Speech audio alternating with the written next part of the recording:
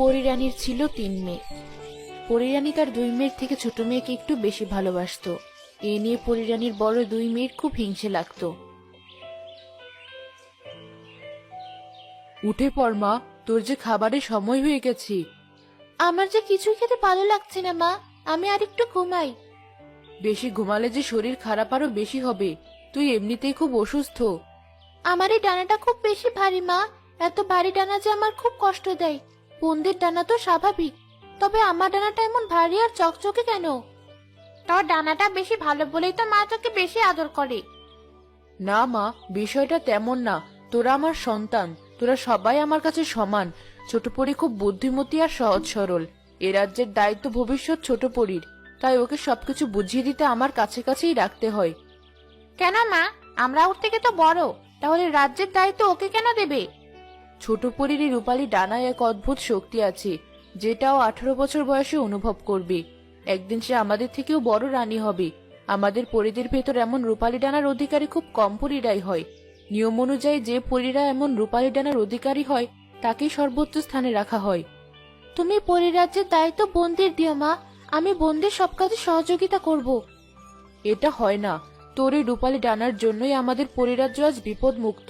তুই যে পরীরাজ্যের গর্ব।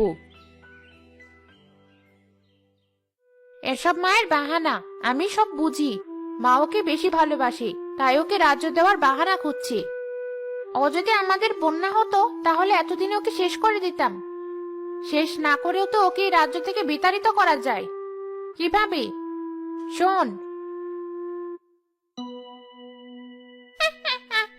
খুব ভালো বুদ্ধি বোন। এসে পড়েছিস, বস বস, তাড়াতাড়ি তোরা খাবারটা শেষ কর।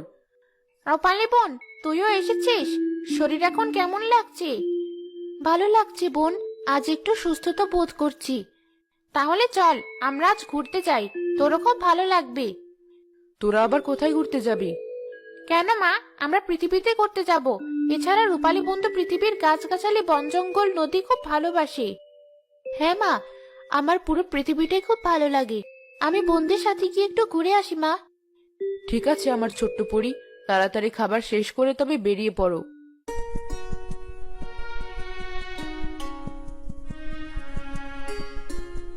রূপালী বোন, চল আমরা এই জঙ্গলের ভেতরে নামি।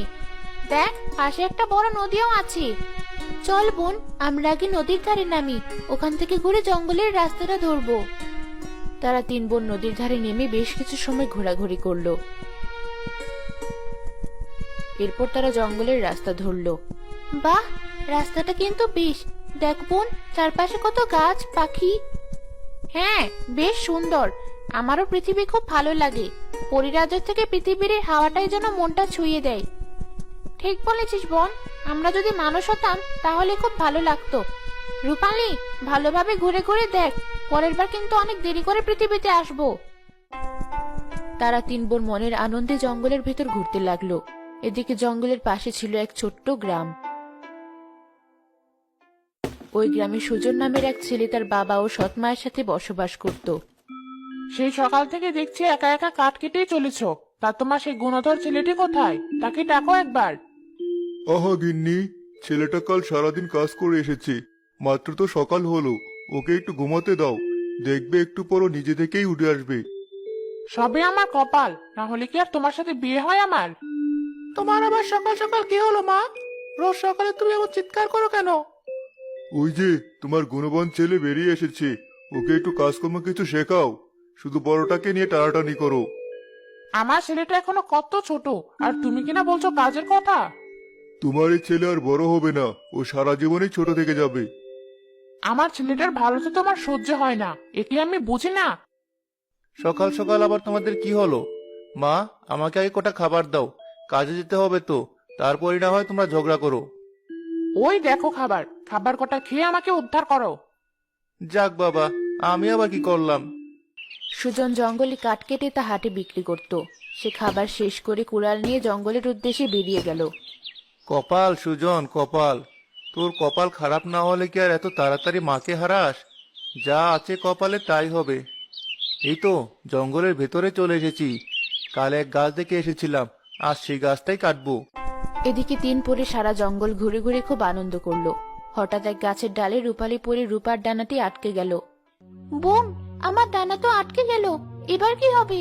আমি তো কিছুতেই ছাড়াতে পারছি না। হঠাৎ কিভাবে আটকালি? এবার কিভাবে ছাড়াবো তোকে? আমার ডানাতে খুব ব্যথা লাগছে, আমার কোনো জাদুও কাজ করছে না, এবার কি করব? জোরে টান দে বোন, দেখবি ছাড়িয়ে যাবে। তোর শক্তির সাথে আবার এই গাছ কিছু নাকি? না, তুই একটু ধৈর্য ধর। মেজো, তুই আর আমিও দুটো ডানা ধরে টান দেই, দেখবি ছাড়িয়ে যাবে। তারা 2 বোন রূপালী পরে রূপার পালক ধরে জোরে টান দিতেই রূপার ডানাটি তার পিঠ থেকে ভেঙে গেল।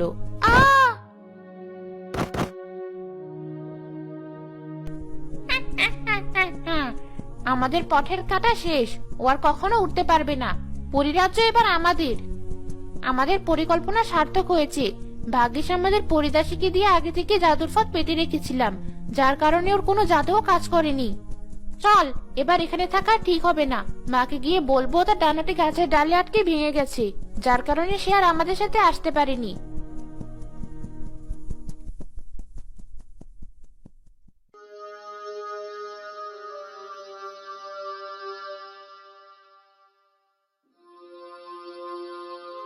এ কি?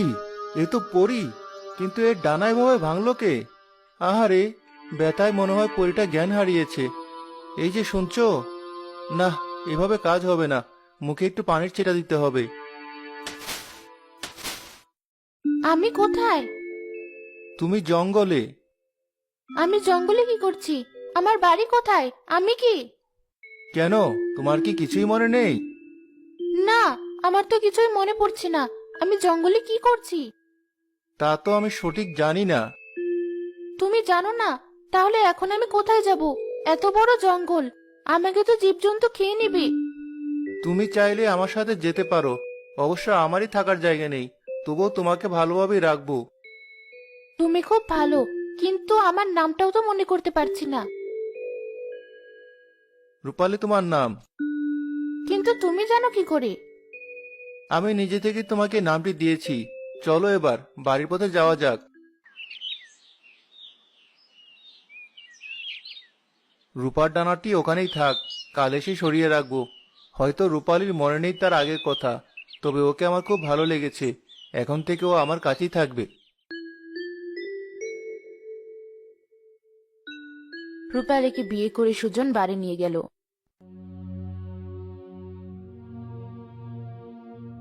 এ কি? কাকে সাথে করে এনেছিস? মা, ও রূপালী আমার বউ।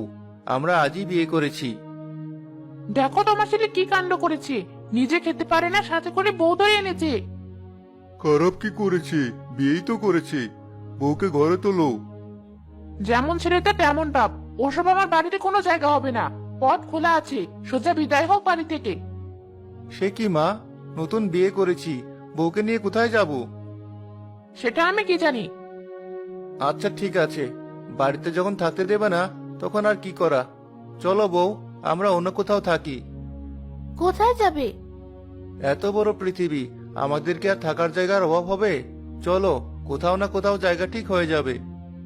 সুজন রূপালীকে নিয়ে বাড়ি থেকে বেরিয়ে এলো। তারা কোথাও জায়গা না পেয়ে জঙ্গলের পাশেই এক কুঁড়ে ঘর বাঁধল।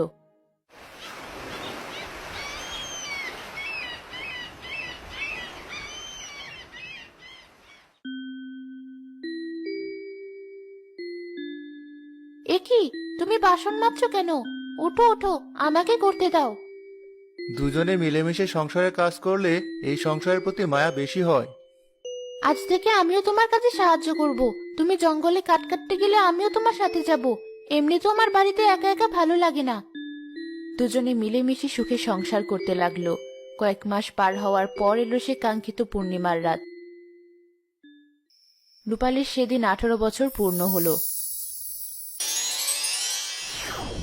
আমি তো রূপালী পড়ি, আমার রাজ্য তো আকাশী।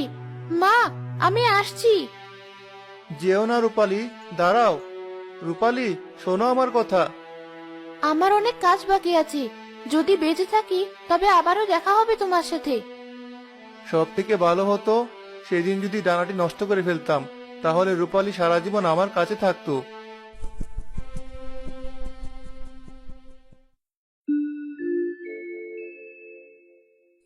আজ আমার মেয়েটার 18 বছর পূর্ণ হলো। ও কি আর কখনোই আমার কাছে ফিরে আসবে না? মা! রূপালী, তুই তুই ফিরে এসেছিস? ডানাটা যখন রূপালী সবার থেকে ভিন্ন, তখন ফিরতে তো আমাকে হবেই মা। এতদিন কোথায় ছিলি তুই? সব কথা বোনদের সামনেই বলি মা, তাদেরও এখানে ডাকা হোক। বড় ও মেজ পরীকে ডেকে পরিরানীর ঘরে আনা হলো। তারা রূপালী পরীকে দেখে খুব অবাক হলো। রূপালী, বোন তুই? হ্যাঁ আমি। খুব অবাক হলি নাকি? না না, অবাক হওয়ার কি আছে? অবাক হবো কেন? তুই কোথায় ছিলি এতদিন? কেন বোন, আমার কি মরে যাওয়ার কথা? তোর কি হয়েছে বলতো? এমন ভাবে কথা বলছিস কেন? এতদিন পরে ফিরে সবার সাথে এমন অদ্ভুত ব্যবহার করছিস কেন? মা, তুমি জানো না এরা দুই বোন আমার সাথে কি করেছে।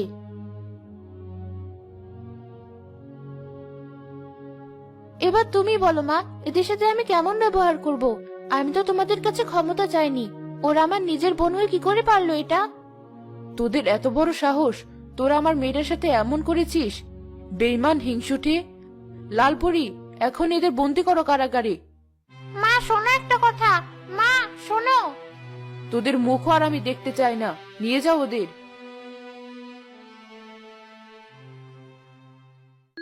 মা রূপালী, তুই যে ফিরে এসেছিস আমি খুব খুশি হয়েছি।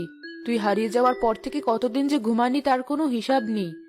মা, আমার কিছুই মনে ছিল না। পৃথিবীর এক মানুষের সাথে আমার বিয়ে হয়েছে। আমার পিঠে আজ রূপালী ডানা আসার পরেই তোমাদের সব কথা মনে পড়েছে।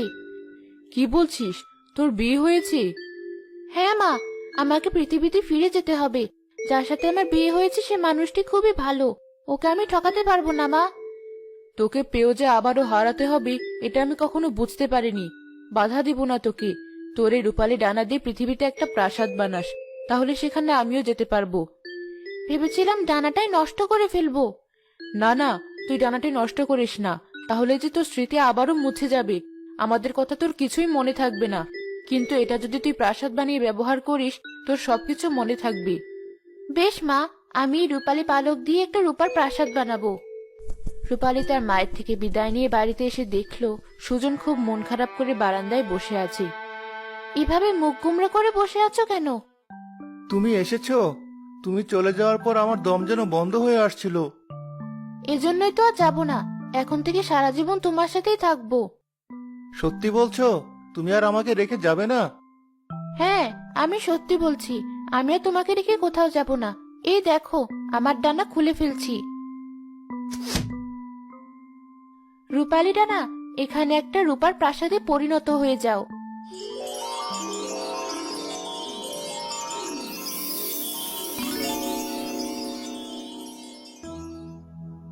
এটা আমাদের প্রাসাদ? হ্যাঁ, আজ থেকে এটা আমাদের প্রাসাদ।